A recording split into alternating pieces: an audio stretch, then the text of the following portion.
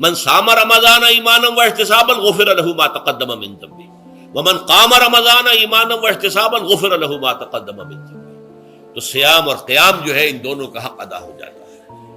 تو یہ ہے شہر رمضان الذی انزل فیہ القرآن ہدی للناس وبینات من الہدی والفرقان فمن شہد منکم الشہر فلیصم ومن کان مریضا او علی سفر فعدۃ من ایام اخر یرید اللہ بکم اليسر ولا یرید بکم العسر وَلِتُكْمِلُوا الْعِدَّةَ وَلِتُكَبِّرُوا اللَّهَ عَلَى مَا هَدَاكُمْ وَلَعَلَّكُمْ تَشْكُرُونَ. اب جو آخری لفظ ہے لَعَلَّكُمْ تَشْكُرُونَ، اب اس کی وضاحت سمجھیں. اور رمضان کے یہ دو پروگرام جب پیرلل ہو جائیں گے، جب دونوں کی پابندی کی جائے گی تو اس کا حاصل کیا ہے؟ اس بات کو سمجھنے کے لیے سب سے پہلے آپ اس کو سمجھیے کہ جسے ہم خود ہی کہہ رہے تھے، جسے ہم سیلف کہہ رہے تھے، اپنی انا کو مضبوط کرنا، سیلف کنٹرول، ایگو جو ہے وہ پوری طرح قابو یافتہ ہو اڈ اور لیبیڈو پر، اصل میں اسے مراد کیا ہے؟ اس پر میں نے تفصیل سے بحث کی ہے عظمت صوم نامی اپنے کتابچے میں. ویسے یہ ہے کہ وہ مشکل ہے، ذرا فلسفیانہ اس کا انداز ہے، لیکن یہ ہے کہ وہی باتیں آسان الفاظ میں جو دوسرا کتابچہ ہے عظمت سیام و قیام رمضان مبارک، وہ آسان ہے. اگرچہ یہ دونوں بہت ہی محدود تعداد میں ہمارے پاس ہیں، لیکن یہ کہ میں نے ذکر کر دیا، جو حضرات لینا چاہیں وہ لے لیں. لیکن یہ ہے کہ اس میں اصل پس منظر کیا ہے. دیکھیے ہمارا جو وجود ہے انسان کا، یہ کمپوزٹ ہے، مرکب ہے. ہمارے دو وجود ہیں جو جوڑ دیے گئے. کیسے جوڑ دیے گئے ہم نہیں جانتے، لیکن ہے دو وجود. ایک وجود حیوانی ہے، میں نے عرض کیا تھا پہلے ہی، ہر انسان ایک حیوان بھی ہے مکمل، سارے حیوانی تقاضے ہمارے اندر بھی ہیں. لیکن حیوان اور انسان میں بنیادی فرق یہ ہے کہ انسان کا جو اصل وجود ہے وہ روحانی ہے. اس روحانی وجود کی وجہ سے انسان کا وہ مقام ہوا کہ تمام فرشتوں کو اس کو سجدہ کرنے کا حکم دیا گیا. فَإِذَا سَوَّيْتُهُ وَنَفَخْتُ فِيهِ مِن رُوحِي فَقَعُوا لَهُ سَاجِدِينَ. فرشتوں سے کہہ دیا گیا تھا کہ میں ایک بشر پیدا کرنے والا ہوں مٹی سے. جب میں اسے پیدا کر لوں اور اس کی ناک پلک سنوار دوں، دو پلک درست کر دوں، تو پھر اس کے سامنے اور اس میں اپنی روح میں سے پھونک دوں تو گر پڑنا اس کے سامنے سجدے. حیوان انسان اور انسان روحانی، یہ دونوں مل کر اب آدم بنے ہیں. نمبر دو، اس حیوان انسان کا وجود زمین سے ہے، مٹی سے پیدا کی، مٹی سے، گارے سے، طین لازب سے، چپچکانے والے گارے سے، وہ جس میں کہ بدبو پیدا ہو جائے، یہ ساری باتیں کہی گئی ہیں. اور سائنس بھی کہتی ہے مٹی سے پیدا ہوئے. کیسے پیدا ہوئے اس میں اختلاف ہے، لیکن یہ کہ ہے مٹی ہماری اوریجن، قرآن بھی کہتا ہے اور سائنس بھی کہتی ہے. اور ہمارے وجود کو جب وہ تھک جائے، مزمحل ہو جائے، اس کی انرجی کم ہو جائے، تو اس کے لیے جو غذا ہے، جو تقویت ہے، وہ بھی ساری زمین سے آ رہی ہے. آپ نے پھل کھائے، آپ نے گندم کھائی، آپ نے چاول کہاں سے آ رہے؟ اچھا بکری کا گوشت کھایا تو بکری کا گوشت کس چیز سے بنا ہے؟ اس نے گھاس کھائی ہے، اس نے پتے کھائے ہیں، وہیں سے تو بنا ہے. الٹیمیٹ سورس آپ کے وجود حیوانی کے لیے جو آ رہی ہے وہ زمین ہے. وجود روحانی کو بھی تقویت کی ضرورت ہے، وہ بھی مزمحل ہوتی ہے، کمزور ہو جاتی ہے. خاص طور پر جبکہ وجود حیوانی کا اس پر غلبہ ہو جائے، تب تو یوں سمجھیے کہ وہ بالکل بے ہوش ہو کر موت کے قریب پہنچ جاتی ہے. اس کی تقویت، اس کی غذا وہیں سے آئی ہے جہاں سے روح آئی ہے. وہ کلام ربانی ہے، روح ربانی. نفخت فیہ من روحی، من روحی، من روحی. میں پھونک دوں اس میں اپنی روح میں سے. روح کا تعلق ذات باری تعالیٰ کے ساتھ ہے. اسی طرح کلام ربانی کہاں سے آیا ہے؟ اللہ تعالیٰ کے پاس سے آیا. یہ اس کی تقویت کا ذریعہ ہے. اب عام حالات میں کیا ہوتا ہے؟ ہمارا یہ وجود حیوانی چھایا ہوا ہے ہمارے وجود کے اوپر. بیچاری روح جو ہے دبی رہتی ہے، پسی رہتی ہے. اگر خدا نے خواستہ ہم گناہ گار بھی ہیں، گناہ پر گناہ کا ارتکاب کر رہے ہیں، تو وہ روح جو ہے وہ قلب کے آئینے شیشے کے اندر ہے. فیہا مصباح، المصباح فی زجاجہ، الزجاجہ تو کانہا کوکب دری. قلب جو ہے ایک شیشے کے مانند ہے جس کے اندر روح کا چراغ جل رہا ہے. اب اگر یہ اوپر جو شیشہ ہے اس پر دھواں آ گیا، لالٹین کی چمنی پر دھواں آ گیا تو اب روشنی باہر تو نہیں آئے گی۔ اگر انسان گناہ کرتا ہے تو قلب پر رین زنگ آ جاتا ہے، یا حضور نے فرمایا ایک داغ لگ جاتا ہے، اور گناہ کرتا ہے اور داغ لگتا ہے، اور گناہ کرتا ہے اور داغ، یہاں تک کہ بالآخر پورا قلب سیاہ ہو جاتا ہے۔ اب وہ روح اندر بند ہو گئی، وہ دفن ہو گئی۔ اس کے لیے اب ضروری ہے کہ اب ایک پروگرام ایسا دیا جائے جو ریورس ہو جائے۔ دن میں روزہ رکھواؤ تاکہ وہ جو اینیمل انسٹنکٹس ہے وہ دبے، تو جب یہ وزن جو ہے اس کے اوپر کم ہوگا تو کچھ سائی آف ریلیف اسے ملے گی۔ جیسے بے ہوش آدمی پڑا ہے، اسے کوئی ہلکا سا ہوش آ رہا ہے، آپ نے پانی کے کچھ چھینٹے دیے، اس کے بعد آپ نے رات کو کھڑے ہو کر قرآن کے انوار کو اتارا، بارش برس رہی ہے روح انسانی کے اوپر، قلب روحانی، قلب انسانی کے اوپر، جس میں کہ وہ روح جو ہے وہ دفن ہے، وہ زندہ ہوگی اثر نو، ہوش میں آئے گی، اور ہوش میں آئے گی تو دو کام ہوں گے۔ ایک تو اسے قرآن کی عظمت کا احساس ہوگا، یہ قرآن میری حیات تازہ کا ذریعہ بنا ہے، میں دب گئی تھی، میں پس گئی تھی، میں بے ہوش تھی، میں نیم مردہ تھی، اس قرآن کی بارش نے، یہ ترشح جو ہوا ہے مجھ پر، اس نے مجھے حیات تازہ عطا فرمائی۔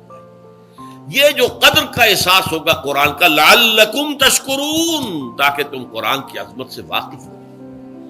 ایک انسان بھوک کی وجہ سے اس کا شوگر لیول اتنا گر گیا کہ بے ہوش پڑا ہوا، اب ظاہر بات ہے کہ آپ اسے کچھ پانی کے چھینٹے دیں گے تو کچھ ہوش میں آئے گا، پھر غذا دیں گے تو اب وہ پوری توانائی پر آئے گا، تو معلوم ہوگا اسے اس غذا کی کیا قدر و قیمت ہے۔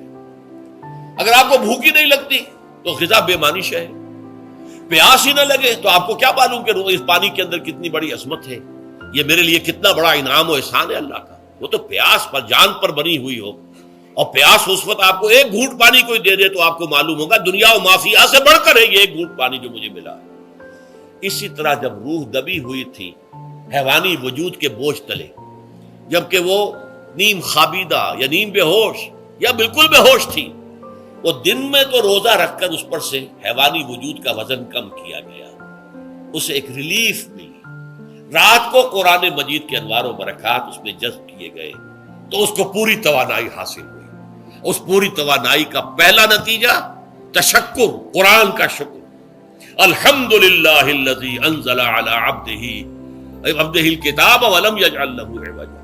پھر وہ قلب کی گہرائیوں سے نکلے گا، سارا شکر اس اللہ کے لیے جس نے اپنے بندے پر صلی اللہ علیہ وسلم کتاب نازل کی، اور اس میں کوئی کجی نہیں رکھی، کسی طرح کی ایش پیش نہیں۔ یا تبارک الذی نزل الفرقان علی عبدہ لیکون للعالمین نصیرا، بڑی بابرکت ہے وہ ذات جس نے اپنے بندے پر فرقان نازل فرمایا تاکہ وہ تمام جہان والوں کے لیے نذیر اور خبردار کرنے والا بن جائے۔ یہ قرآن کی عظمت کا احساس، اور ظاہر بات ہے جس قدر کسی نعمت کی قدر و قیمت کا احساس ہوگا اسی قدر تو آپ شکر ادا کریں گے۔ اگر آپ نے کسی بچے کے ہاتھ پر ہیرا رکھ دیا، اسے کیا پتا یہ ہیرا کس بلا کا نام ہوتا ہے، وہ سمجھے گا کانچ کا ٹکڑا ہے۔ لیکن اگر کوئی واقعتاً کوئی جوہر شناس ہو، جوہری ہو، اس کو آپ ہیرا دیں گے تو اسے معلوم ہے کہ مجھے کیا چیز دی گئی ہے، اس کے اندر جو شکر پیدا ہوگا وہ اس بچے کے اندر تو نہیں پیدا ہو سکتا جسے معلوم ہی نہیں۔ تو قرآن مجید کی اصل عظمت سے انسان واقف کب ہوگا؟ جبکہ اس کے ذریعے سے اس کی روح کو ایک حیات تازہ مل جائے، اور اس طرح وہ پروگرام ریورس ہو جائے جو عام طور پر چل رہا تھا، ساری توجہ اپنے جسم پر، اس کے تقاضوں پر۔ جسم میں تھوڑی سی پھنسی نکل آئی ہے، بھاگ رہے دوڑ رہے ہیں اس کے علاج کے لیے، کوئی اور مرض لاحق ہو گیا، بھاگ رہے ہیں دوڑ رہے ہیں اس کے علاج کے لیے، بڑی بڑی فیسیں بھی دے رہے ہیں، ساری جسم کی پرواہ ہے، روزانہ نہا رہے ہیں اور اچھے سے اچھا صابن لا کر نہا رہے ہیں، وہ جسم کی پرواہ ہے نا، اس کی دیکھ بھال ہے، روح کی طرف توجہ ہی نہیں۔ یہ ہے وہ بات جو کہی گئی ہے سورہ حشر میں، اور جسے علامہ اقبال نے پھر اپنے فلسفہ خودی کی اساس اور سورس قرار دیا ہے، وَلَا تَكُونُوا كَالَّذِينَ نَسُوا اللَّهَ فَأَنسَاهُمْ أَنفُسَهُمْ أُولَٰئِكَ هُمُ الْفَاسِقُونَ۔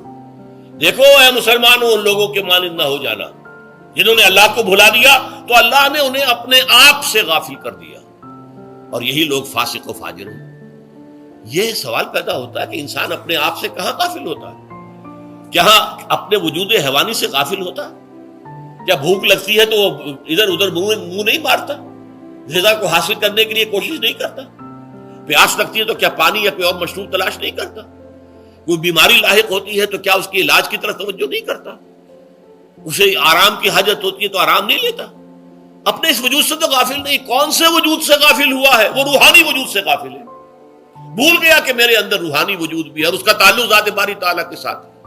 اس نے سمجھا کہ میں بس حیوان ہوں، نرا حیوان ہوں، اپنے اس وجود کی اصل حقیقت ہی سے بے خبر، غافل. چنانچہ آج کے دور کا سب سے بڑا المیہ کیا ہے؟ ڈارون کے نظریے کے جو اثرات پیدا ہوئے ہماری معاشرت پر، ہماری سوچ پر، ہمارے فکر پر، ہمارے فلسفے پر، ہماری سوشولوجی پر، وہ کیا ہے کہ ہم بھی نرے حیوان ہیں. اللہ اللہ خیر سب. یہ سب سے بڑی محرومی ہے اس دور کی کہ انسان اپنے اصل شرف سے خود ہی مستعفی ہو گیا. ہمارا کوئی وجود ہے ہی نہیں روحانی وغیرہ. روح کسے کہتے ہیں ہم نہیں جانتے، بس یہ جسم ہے. ہم اللہ کو نہیں جانتے کون ہے کون نہیں ہے. ہوگا ہم تو اس کائنات کو جانتے ہیں. ہم روح سے واقف نہیں، ہم تو اپنے جسم کو واقف ہیں. آخرت سے ہمیں کچھ پتہ نہیں، شاید ہو شاید نہ ہو، کچھ پتہ نہیں، لیکن یہ زندگی تو ہے، اسے ہم جانتے ہیں. یہ ہے آج کے انسان کا سب سے بڑا المیہ. اور یہ ہے ماس اسکیل کے اوپر ارتداد، ذہنی طور پر مرتد ہو چکے ہیں. انسانوں کی عظیم اکثریت مرتد ہو چکی ہے. یہ ہے در حقیقت کہ روزہ جو ہے اس پروگرام کو آ کر ریورس کرتا ہے. دن میں کھانے پینے، جنسی تقاضے پر پابندی، وہ وجود حیوانی کا وزن کچھ کم ہوا. روح جو دبی ہوئی تھی، یا سسک رہی تھی، یا بے ہوش تھی، یا نیند مردہ تھی، اسے کچھ ریلیف ملا. اب اس کے اوپر قرآن مجید کے تیرے ضمیر پہ جب تک نہ ہو نزول کتاب، گرہ کشا ہے نہ رازی نہ صاحب کشاف، ہمارے دلوں کے اوپر بارش ہو رہی ہو انوار قرآنی کی. وہ ظاہر بات ہے کہ بغیر سمجھے تو نہیں ہوگی بارش. وہ تو آپ کچھ سمجھ رہے ہوں گے تو بارش ہوگی، ورنہ تو یہ ہے کہ ٹھیک ہے، میں پہلے بھی عرض کر چکا ہوں، آپ کو ثواب تو ملے گا، لیکن یہ ہے کہ وہ اصل مقصد قرآن کی عظمت کا قلب کی گہرائیوں سے اعتراف جو ہے، اور اس پر اللہ کا شکر تو ادا ہوگا. لعلکم تشکرون، جبکہ قرآن مجید جو ہے آپ کے قلب کے اوپر نازل، اس کا مفہوم نازل. اچھا، اس کا دوسرا نتیجہ کیا نکلتا ہے؟ جب وہ روح جو ہے وہ ہوش میں آئے گی، اس کو حیات تازہ مل گئی، وہ اپنے اصل مرکز اور منبع اور سرچشمہ کی طرف جو ہے متوجہ ہوگی. عربی زبان کا ایک مقولہ ہے، کل شیء یرجع الی اصلہ، ہر شے اپنی اصل جڑ کی طرف جو ہے لوٹتی ہے. ہمارا وجود حیوانی زمین سے زمینی کی طرف لوٹتا ہے، یعنی مرنے کے بعد زمینی میں چلا جائے گا. اور نمبر 2، دنیا میں بھی زمینی خواہشات، زمینی تمنائیں، آرزویں وہ ہیں. ولکنہ اخلد الی الارض، جیسے کہ سورہ وہ کہا گیا ہے بلعام بن باعورہ کے بارے میں سورہ اعراف میں، تو زمین ہی کی طرف دھنستا چلا گیا. ہماری روح کا منبع اور سرچشمہ ذات باری تعالیٰ ہے، وہ امر رب ہے، لہذا فوراً انسان اپنے رب کی طرف متوجہ ہوتا ہے. یہ اللہ کی طرف متوجہ ہو جانا اور پھر اس سے ہم کلام ہونا اور اس سے دعا کرنا، یہ ہے روزے کا اصل مقصد. جب سیام اور قیام رمضان مبارک کا دوہرا پروگرام ہوگا تو روح انسانی یا انسان کا حیوانی وجود اپنے مرکز کی طرف مائل پرواز تھا. حسن، اس کو کہہ لیجئے اپنے مرکز کی طرف مائل پرواز ہے. روح ہر شے اپنے اصل کی طرف لوٹتی ہے، لہذا یہ اللہ کی طرف متوجہ ہوگی. یہ اللہ تعالیٰ کی طرف متوجہ ہونے کا معاملہ دنیا میں رہا ہے کہ لوگ کہیں جنگلوں میں جا کر تپسیاں کر کے، غاروں میں بیٹھ کے، بڑی بڑی ریاضتیں کر کے کیا چاہتے تھے؟ مجھ کو ہے تیری جستجو، مجھ کو تیری تلاش ہے. خالق میرے کہاں ہے تو، مجھ کو تیری تلاش ہے. میں نے یہ نظم جو ہے تقریباً 6 سال جو ہے ہر روز صبح، ہمارا جو ہائی اسکول تھا اس میں جو صبح پریئر ہوتی تھی، لوگ سب جمع ہوتے تھے، پورا اسکول جو ہے اس کے ہمارے طلباء، تو یہ نظم جو ہے پڑھی جاتی تھی. مجھ کو ہے تیری جستجو، مجھ کو تیری تلاش ہے. خالق میرے کہاں ہے تو، مجھ کو تیری تلاش ہے. روح انسانی چاہتی ہے اللہ کا تقرب، اللہ کے قریب ہونا، اللہ سے رشتہ استوار کرنا. یہ وجود حیوانی حائل ہے اس کے راستے میں. یہ حیات دنیاوی اس کے لیے پنجرا بن گئی ہے. اس روح کے لیے یہ ایک در حقیقت ایک قید خانہ ہے. جیسے کہ حضور نے فرمایا کہ دنیا سجن المومن و جنت الکافر، مومن کے حق میں یہ دنیا قید خانہ ہے، اس کی روح جو ہے یہاں آ کر اس جسد حیوانی کے اندر جو ہے وہ دفن ہو گئی ہے، قید خانہ ہے، اس پنجرے میں بند ہو گئی ہے۔ تو لیکن وہ کافر کے لیے یہی باغ و بہار ہے، یہیں پر عیش کرنے ہیں، یہیں پر مزے لوٹنے ہیں۔